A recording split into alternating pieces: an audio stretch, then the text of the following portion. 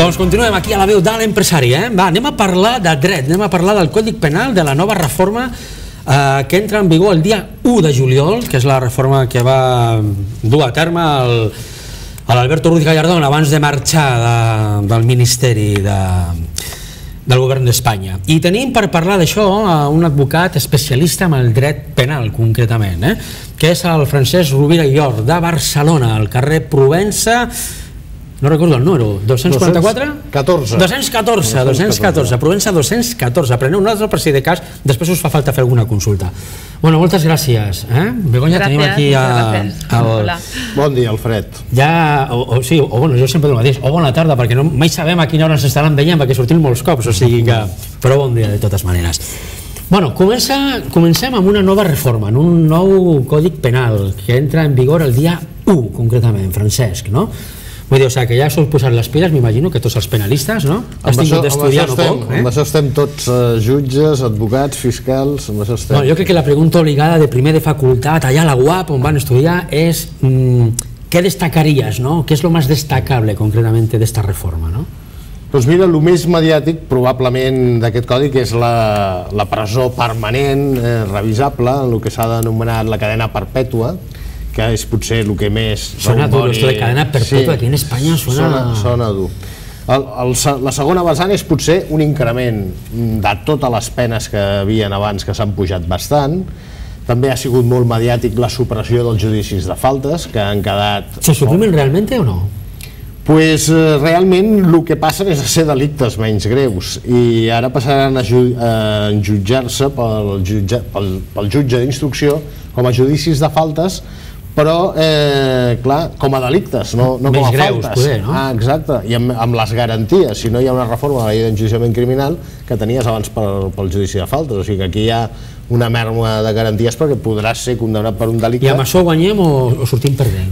Sota el teu punt de vista. L'imputat per garanties, clar, per bastantes garanties, perquè no és preceptiva, per exemple, l'assistència a un abogat. Mira, anem a fer una cosa, deixa'm que et talli, has dit que l'imputat és un terme molt col·loquial, molt conegut, perquè aquí dins de l'àmbit polític d'aquest país n'hi ha quantitat d'imputats, ningú dimiteix, això sí, però hi ha molta gent que no sap què vol dir imputat, encara, que no vol dir que estigui acusat, no? Podem explicar què és un imputat realment perquè la gent ho entengui fàcil? Sí, a més em fas una pregunta. És una pregunta una mica tonta, poder per tu com a advocat, però estic com que n'hi ha molta gent a casa que no sap el que significa la paraula imputat. Sembla que ho haguem preparat, ja dic perquè... No està preparat, Es va reformar la llei d'enjudiciament criminal fa un dia i s'ha canviat imputat per investigat. Bueno, em sembla que això va estar una proposta del Partit Popular concretament, però va entrar per lo que li pot venir darrere. Un dia, el que fins ara dèiem imputat... Perdó, d'aquesta setmana? Sí, d'aquesta mateixa setmana. Doncs mira, escolta, és una pregunta totalment... I no estava preparat. I s'ha modificat aquest terme pel d'investigado, o investigat.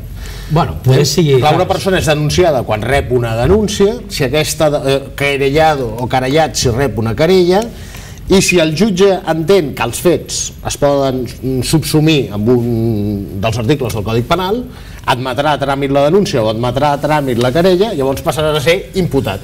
Llavors què vols dir això? Doncs la substitució, que a partir d'aquesta data passa a ser investigat. No vol dir que siguis culpable o innocent, però... Perquè la gent no m'entengui, que estiguis imputat no vol dir que siguis culpable de res encara. Estàs en un procés d'investigació, ja veurem si després t'acusem o no. Per això ara s'havia canviat el... I una vegada que estiguis acusat ja veurem si ets culpable o no, que això és un altre tema. Bueno, he intentat... No estava preparat, evidentment, no vull marxar del tema perquè és important parlar d'aquesta reforma del Codi Penal. Estàvem parlant de la supressió dels judicis de faltes, que passin a ser una mica diferent. La gran majoria ara són delictes menys greus i, clar, s'enjudiciaran pel mateix procés del judici de faltes, però, clar, sent delictes. També afecta, no?, tot el que és el tema d'accidents de trànsit, no?, perquè antigament era com molt fàcil anar i... Realment la destipificació ha sigut aquesta. Va haver un estudi del Consell General del Poder Judicial i gran part del treball que tenien els jutjats, quasi el 50%, eren accidents de tràfic. Això suposa atestat, suposa mèdicos forenses, suposa una despesa i suposa una sobrecàrrega de treball. Llavors la forma és reenviar-ho al civil i això, clar... Però això realment l'usuari s'ho perdent. S'ho perdent bastant, perquè tindrà que pagar pèrits mèdics, tindrà que pagar pèrits ingenieros... Això vol dir que d'alguna manera, Francesc, poder la gent s'ho pensarà dos cops abans d'anar amb el que estiguin malalts realment, no? El problema que tenim és que les companyies, i això és un fet absolutament cert, no paguen. O sigui, en temps de crisi la gent li costa molt de pagar i estem judicialitzant molts temes que tindrien que arribar a acords. Abans parlaves de la cadena perpetua, ¿eh? Yo, Alfred y Rovira, tengo una curiosidad. ¿En qué casos puede imponerse una cadena perpetua? ¿En qué casos?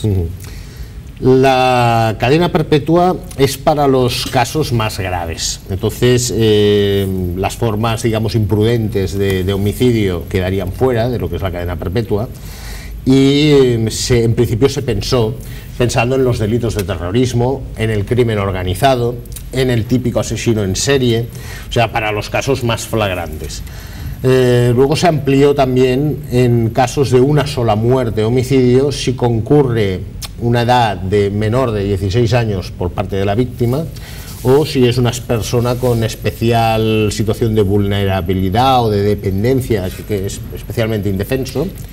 Y también se ha ampliado, que yo penológicamente tampoco lo entiendo mucho, al asesinato después de la violación. O sea, el violador que después asesina a la víctima, básicamente para que no la pueda identificar, pues le podrán imponer una pena de cadena perpetua. Pues me parece fenomenal, francamente. En un accidente de tráfico, por ejemplo, donde el accidentado, bueno, pues fallezca, también... Mira, un ejemplo patente sería el caso de Ortega Cano en su momento, ¿no? En su que momento, fue un accidente con resultado de muerte, además con un estado de embriaguez demostrado, por lo visto, ¿no? Es decir, en ese caso sería posible. Bueno, a él no le han hecho cadena perpetua. No, lógicamente. En principio, habría un tema como el de Ortega Cano, sería difícil de encuadrar dentro del asesinato porque hay una imprudencia, pero no hay un ánimo de matar. O sea, él no pretendía matar. No hay una voluntariedad de matar a nadie, ¿no? Hay un castigo, y un castigo fuerte, pero no propiamente cabría imponer una cadena perpetua revisable. Sí, en el caso de... Claro, depende del dolo eventual.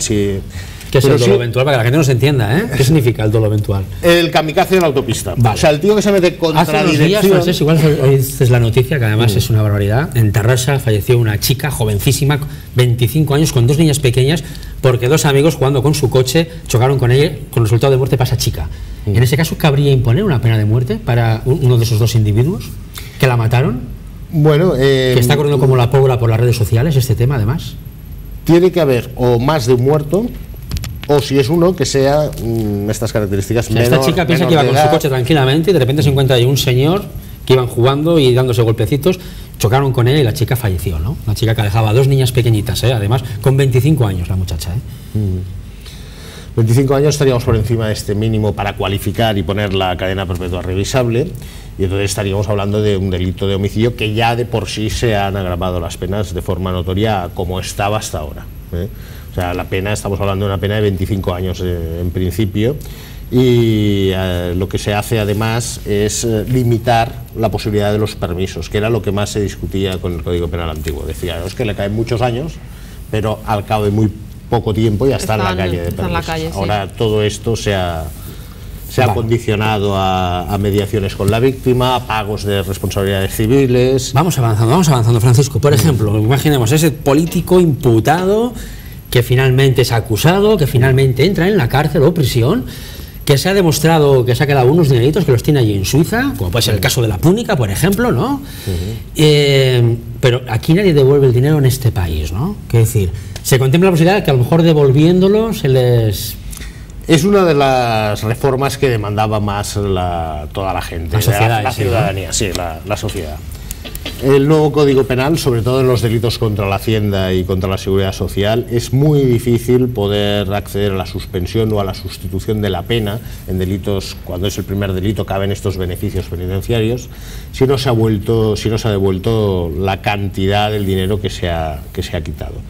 También la libertad condicional queda como un modo, se cambia su naturaleza jurídica y queda como un modo de suspensión, que antes era cumplimiento efectivo de la pena, ahora es una suspensión de la pena y también queda condicionada en la gran mayoría de los delitos. Si entregan el dinero. A restituir los daños no a la víctima justo, o a la sociedad. Porque tú has cometido un delito, tienes que cumplir pena y devolver el dinero tiene que ser parte de esa pena. Pero no, eso tiene por qué inhibirte de cumplir condena. Quiero decir... Bueno, en esta línea se penaliza por primera vez, que yo supongo que será aplaudido por la sociedad también, la financiación ilegítima o ilegal de los partidos políticos. También afecta, porque estoy fuera de tiempo, me cachis la más en Begoña, también afecta la ley de extranjería, ¿no? Ahora hay posibilidad de poder coger a una persona extranjera y poderla sacar incluso dentro de un marco legal, con papeles y todo, ¿no? Sí, sí, al residente. Claro, es el problema. Hasta ahora cabía como medio protegido, el delincuente que hacía un delito, pues se decía, mire, le sustituyo la pena por la expulsión de España.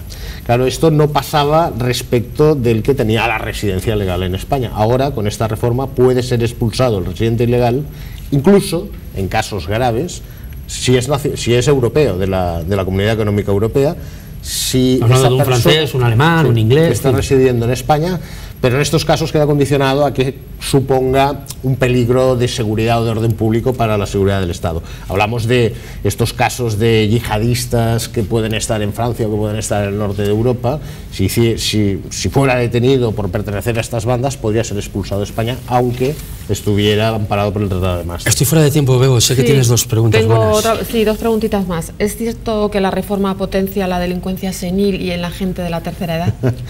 Es una buena pregunta. Es que hasta ahora el Código Penal permitía que cuando una persona tenía una serie de tratamientos graves y dolorosos, lo vivimos también en el caso de un etarra que se le escarceló porque estaba en el hospital, muy delicado, a raíz a raíz de unas huelgas de hambre y demás. No, porque decía que tenía un cáncer terminal y estuvo el hombre, bueno, en fin, no sé cuántos meses paseándose por delante de los vecinos que había, en fin, una vergüenza. Ese caso persiste, o sea, en caso de por razones humanitarias, una persona que esté con una enfermedad terminal que le produzca dolores y padecimientos muy dolorosos, puede ser beneficiarse de una suspensión de las condenas, pero también se introduce al septuagenario, o sea, la persona de más de 70 años.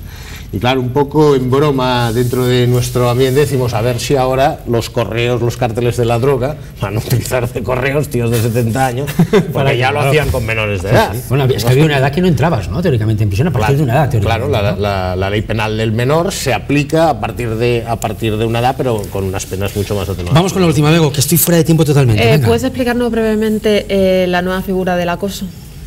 Es una figura que se... Lo reguló un artículo muy concreto, tengo entendido, ¿no? No sé si el 172 o algo así. Sí, es una introducción novedosa, porque hasta ahora venía el acoso muy ligado o al acoso sexual, que ya estaba tipificado, o al acoso laboral. Hay muchas formas de acoso, está el bullying, está, bueno, o al inmobiliario, exacto. Pues no tiene que tener una finalidad, o sea, el típico plasta, el pesado, que te está llamando, molestando ahí. Pero no tiene por qué haber ninguna connotación sexual, puede ser claro, el pesado que te está llamando, que te está molestando en definitiva, pues ahora está invadiendo tu privacidad. Sí, tu privacidad. Puede ser reconducido a un delito menos grave penal.